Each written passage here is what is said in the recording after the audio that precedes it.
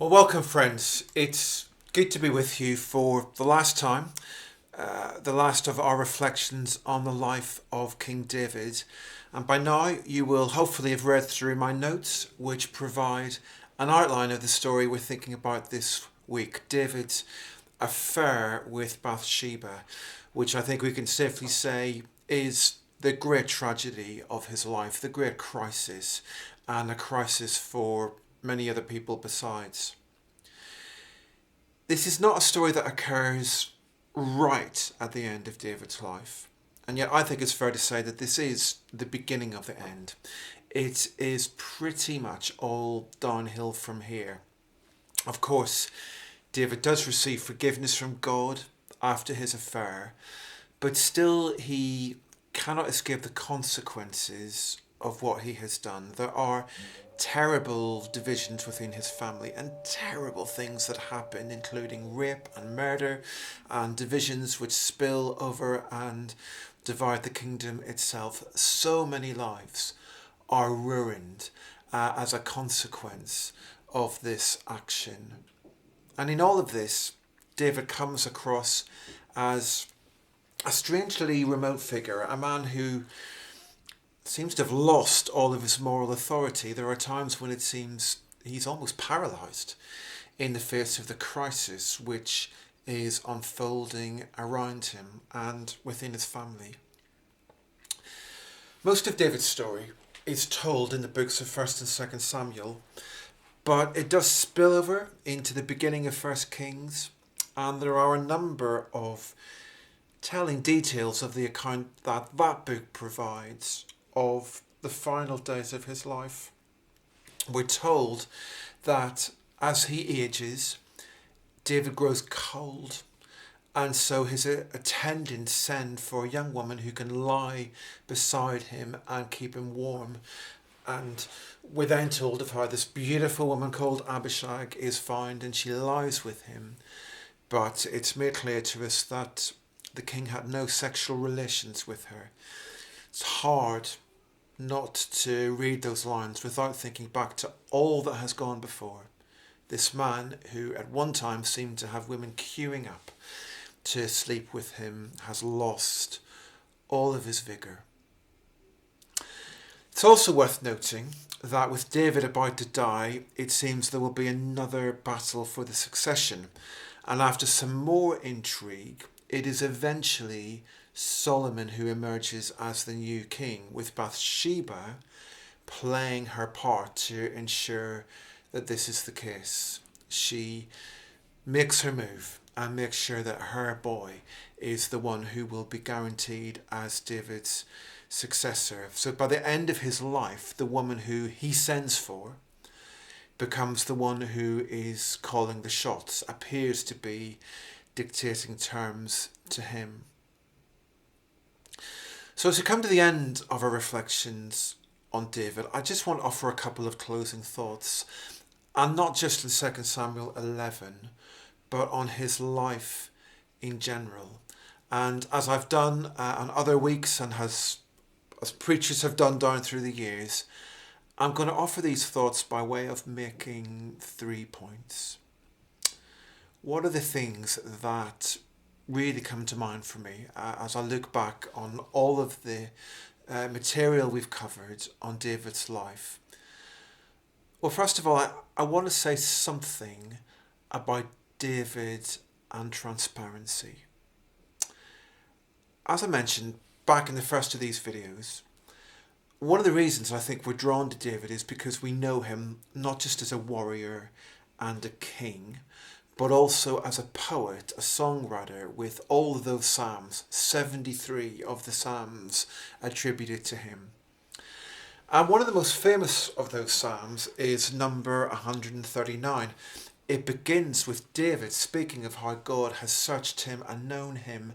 And I'm sure you'll know that psalm. And how it goes on to speak of how God knows him inside out. God knows when he sits and when he rises. Even before a word has departed his lips, God knows what he will say. God has known him since he was in his mother's womb. And so it goes on.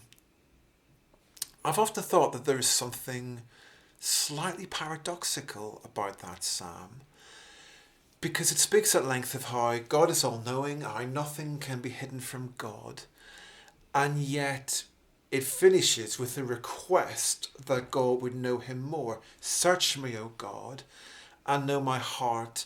Test me and know my anxious thoughts. I kind of have a feeling that there's a bit of a tension in that psalm. It seems to be saying God knows us and God knows us completely, but actually that we have to let God into our hearts in order for God to be able to know us fully. The psalm itself begins by saying, "Oh God, you have searched me and known me."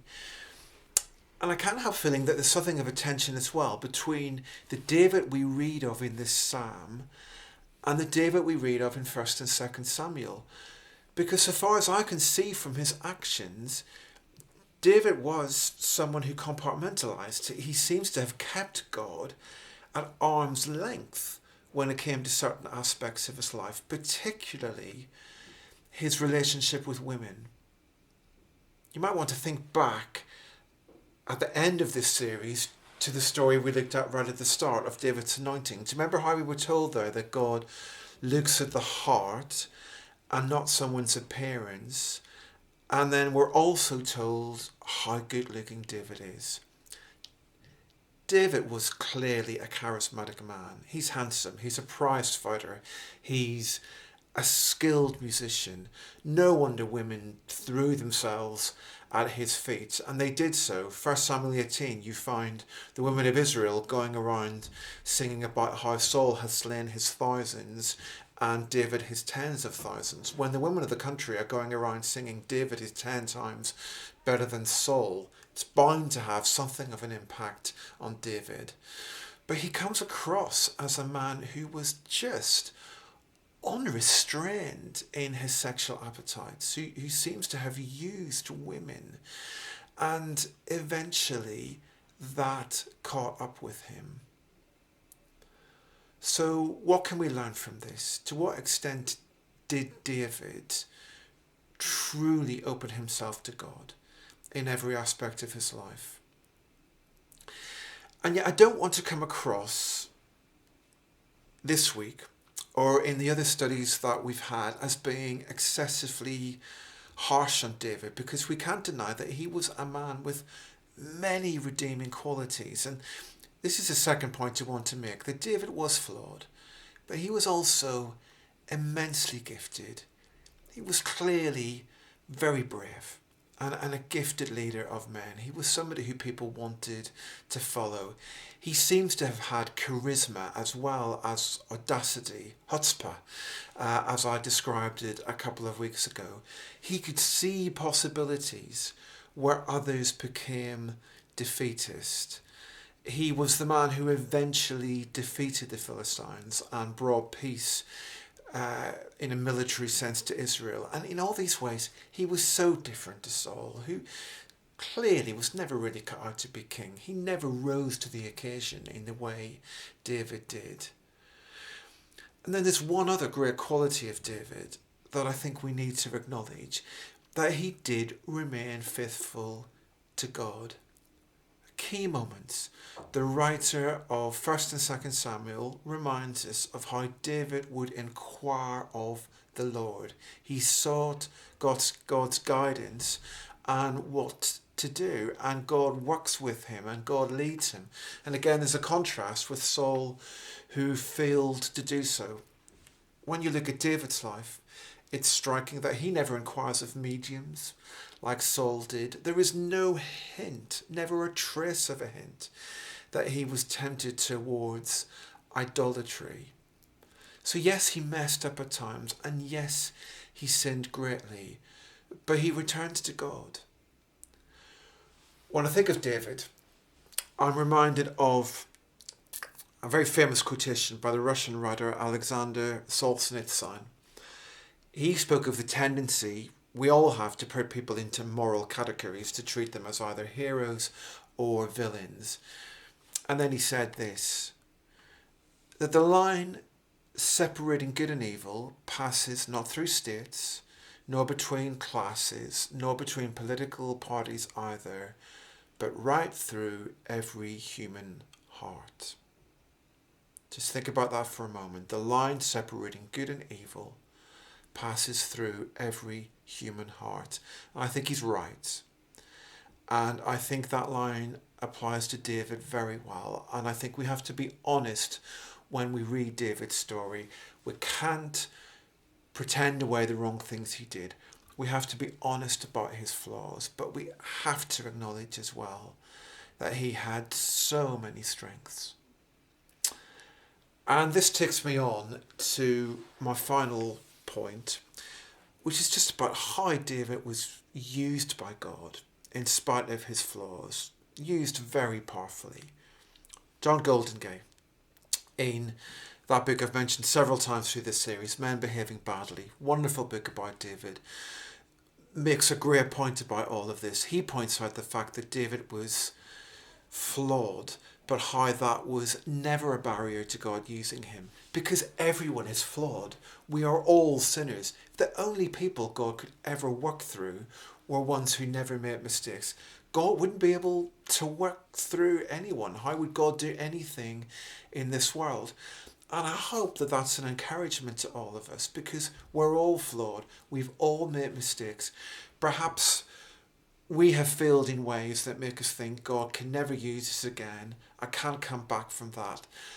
But we can come back because God always waits to forgive us, and God is merciful, and God can restore our spirits and restore our hearts, as David asked him to do in that great prayer of repentance in Psalm 51.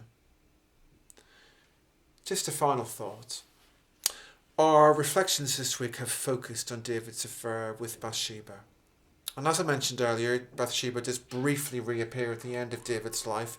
She plays her part to ensure that the throne does pass to her son Solomon. But this is not the final time we hear of Bathsheba in the Bible.